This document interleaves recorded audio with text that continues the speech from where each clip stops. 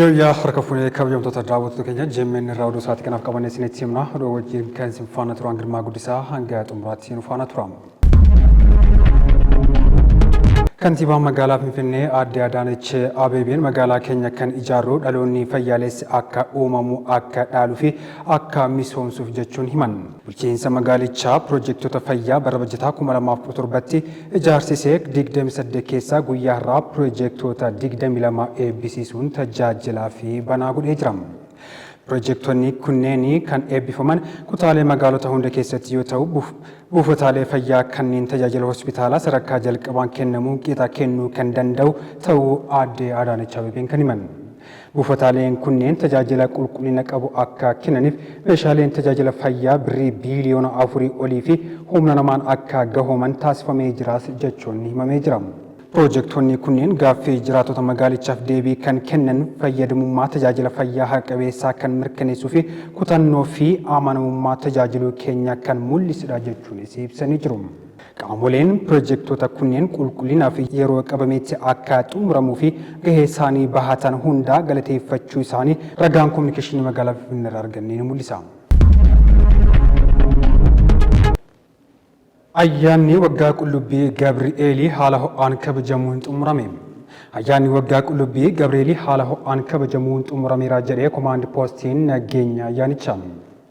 Ajajaan qajeelcha poolisii godina Harargee Bahaa fi walitti qabaan komaandi poostii nageenya ayyaanichaa gargaaran Koomishinar Naasir Mohammed ayyaanichi milkaa'inaan kabajamee xumuramuu ibsanii jiru. Hojiin qaamoleen nageenyaa hawaasa waliin ta'uun hojjetan milkaa'ina ayyaanichaaf shoora olaanaa qabaachuu isaas eeranii jiru. Magaalaa Shaggaritti weerara lafaachisuuf tarkaanfiin fudhatameera jechuun himame. Shaggaritti weerara lafaa qaamolee garaagaraan gaggeeffamaa ture ittisuuf tarkaanfiin seeraa kabachiisuuf fudhatameera jechuun kantiibaan magaalaa Dr. Tashoomaa Addunyaan beeksisanii jiru. Manni maree magaalaa Shaggar gamaagama raawwii karoora bara 2017 fi marii boqonnaa qophii bara 2018 gaggeessee jira. Kantiibaan magaalichaa Dr. Tashoomaa Addunyaan waltajjii irratti akka jiranitti magaalichatti manneen seeraan alaa ijaaraman 59 irratti tarkaanfiin seeraa fudhatameera jechuun ibsanii jiru. Rakkoo manneen jireenyaa furuu fi hojjetamaa turuu yaadachiisanii manneen jireenyaa 4,000 fi namootaaf dabarfamee kennamuus eeranii jiru. Gama biraanii magaalichatti hojiin misooma koriidarii kiiloomeetira 135 hojjetamaa jiraachuu yaadachiisaniiti jiru. Bara bajataa 2018tti sassaabbii galii irratti xiyyeeffannoon ni hojjetamaas jedhamee jira. Gamaagamni hojiilee paartii dhaabbilee federaalaa bara 2017 gaggeeffamaa jiraachuu himame. Waltajjiin gamaagama hojiilee paartii dhaabbilee federaalaa bara 2017 fi mariin karoora bara 2018 gaggeeffamaa jiraachuun gabaafamee jira. Gamaagamichi bakka miseensonni koree qindeessituu dhaabbilee federaalaa hooggantoonni kilaastara bulchiinsaa badhaadhinaa dinagdee fi hawaasummaa dhaabbilee federaalaa argamanitti gaggeeffamaa jira. Waltajjichaan sadarkaan hojiilee tajaajila lammummaa gannaa fi ashaaraa magariisaa gamaagamuun kallattiin fuula duraa akka kaa'amus ibsamee jira. Oduu baargamaatti yeroo ceenu miseensonni paarlaamaa Biriteen 220 ol ta'an muummee ministeera Starmer Falastiin beekamtii akka kennan gaafatan. Miseensonni paarlaamaa Biriteen 220 ol ta'an kanneen paartii Leebar biyya bulchaa jiru dabalatee mootummaan isaanii mootummaa Falastiiniifatti beekamtii akka kennu gaafatanii jiru. Tarkaanfiin kun muummicha ministeera Keir Starmer irratti dhiibbaa akka dabalu ni taasisaas jedhameetii jira.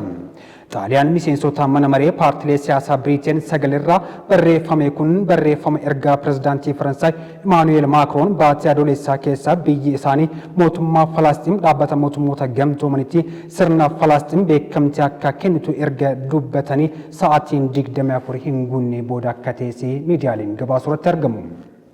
Ameerikaa fi Israa'el murtee Macron kun dhugaa hin taane jechuun kuffisanilleen xiyyeeffannoon addunyaa hawwachuun dhiibbaa uumuu danda'eeraas jedhamee jira. Saawudii Arabiyaa fi Speen ejjennoo isaanii qooddatanii jiru. Mootummaan Falastiin beekamtii kennuunis daandii sirrii nagaa ta'uu ibsanii jiru. Haa ta'u malee abbaan taayitaa hambaalee Israa'el guutummaan Gaazaa kan Yihuudotaa akka ta'u doorsisuu isaa ni yaadatama. Hongeen Gaazaatti hammaataa dhufee hordofuun dhiibbaan biyya keessaa fi idil addunyaa dabalaa dhufees muummee ministeera Starmer murtee isaanii akka ilaalan hojii manaa kennee jira. Ministeerri muummee Starmer dhimma Gaazaa irratti gita isaanii Faransaay fi Jarman waliin erga wal arganii booda ibsaa kennaniin akka jiranitti Gaazaa fi naannoo isheetti nagaa buusuuf ni hojjenna jechuun galfooftuudha gabaasee jira. Egaa kabajamtoota daawwattoota keenya jennee oduu isaatii kanaaf qabannee asumatti goolabnee jirra waan ufaan turtaniif horaa bulaa deebana.